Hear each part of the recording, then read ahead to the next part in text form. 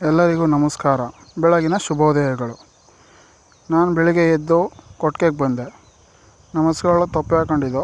ತೊಪ್ಪೆಲ್ಲ ಎತ್ತಾಕ್ಬಿಟ್ಟು ನಾನು ನಮ್ಮ ಅಚ್ಚನ ಮನೆಗೆ ಬಂದೆ. ಅವನು ಬಂದ. ಇಬ್ಬರು ವಾಕ್ ಹೋದ್ವಿ. ವಾಕ್ ಮಾಡ್ಕೊಂಡು ಬರಬೇಕಾದ್ರೆ ಒಂದು ಬೇವಿನ ಕಡ್ಡಿ ಕಿತ್ಕೊಂಡು ಹಲ್ಲು ಹಚ್ಕೊಂಡು ನಮ್ಮ ಅಚ್ಚ ಅವ್ರ ಗದ್ದೆ ಹತ್ರ ಹೋಗಿದ್ದು ಬರೋಣ ಅಂತಂದ. ಅವ್ರ ಗದ್ದೆ ಹತ್ರ ಹೋಗಿ ಗದ್ದೆ ನೋಡಿಕೊಂಡು ಮನೆಗೆ ಬಂದ್ವಿ. ಮನೆಗೆ ಬರೋಷ್ಟರಲ್ಲಿ ನಮ್ಮಮ್ಮ ಹಾಲು ಕರೆದಿದ್ರು. ಹಸುಗಳನ್ನೆಲ್ಲ ಹಿಡಿದು ಹೊರಗಡೆ ಕಟ್ಟಾಕು ಅಂತಂದರು. ನಾನು ಕೊಟ್ಟಿಗೆಗೆ ಹೋದಿ ನಮ್ಮ ಕರ್ಗೇನು ನಮ್ಮ ಗೌರನ್ನ ಹಿಡ್ಕೊಂಡು ಹೋಗಿ ಹೊರಗಡೆ ಕಟ್ಟಾಕೋಣ ಅಂತ ಹೋದೆ.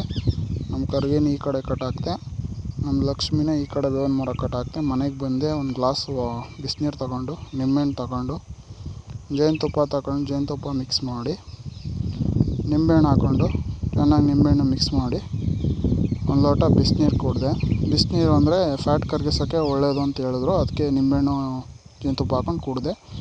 ಹಾಗೆ ಒಂದು ಪರಂಗಿ ಕಟ್ ಮಾಡು ಅಂದರು. ಪರಂಗಿ ಕಟ್ ಮಾಡಿಬಿಟ್ಟು ಎಲ್ಲರಿಗೂ ಒಂದೊಂದು ಪೀಸ್ ಕೊಟ್ಟೆ. ಇದು ಹೈಬ್ರಿಡ್ ಪರಂಗಿ, ಬೀಜನೇ ಇರೋಲ್ಲ. ನಾನೊಂದು ಪರಂಗಿ ತಿಂದೆ.